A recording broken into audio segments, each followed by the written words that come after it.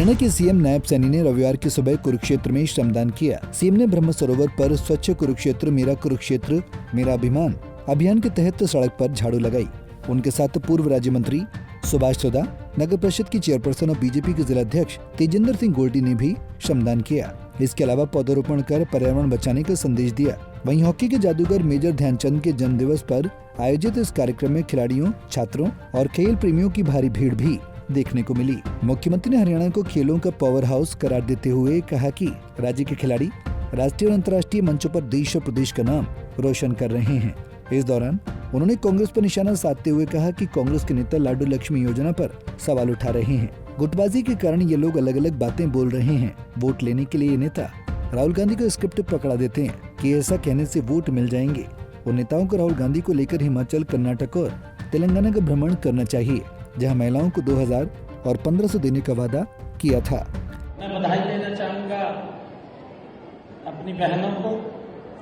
हमारे संकल्प पत्र में था और हमने कहा था कि हम 2100 रुपया बहनों को देंगे। फर्स्ट फेज अभी हमने, क्योंकि एकदम पोर्टल के ऊपर भी दबाव हो जाता है, 25 सितंबर को पंडित दीनदयाल उपाध्याय जी की जयंती है। 25 सितंबर को हम इस पोर्टल को लॉन्च करेंगे, जिसके ऊपर हमारी बहनें वो अपना रजिस्ट्रेशन करेंगी।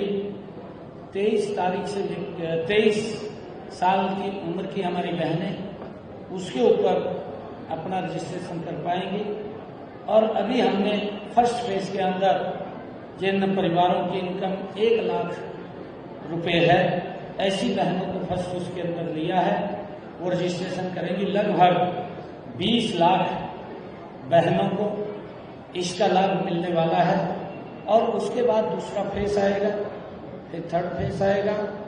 हम बहनों को, जिन बहनों को हमने एक पॉलिसी बनाई है, उस पॉलिसी के निमित्त बहनों को सशक्त करना आदरणीय प्रधानमंत्री जी का जो संकल्प है कि हम महिला सशक्तिकरण के लिए निरंतर हमारी सरकार काम कर रही है।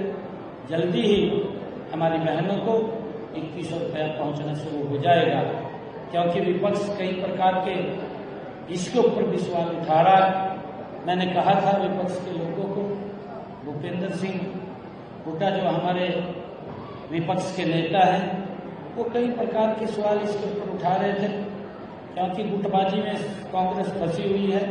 अलग अलग गुटों के नेता अलग अलग तरीके से बात कर रहे थे।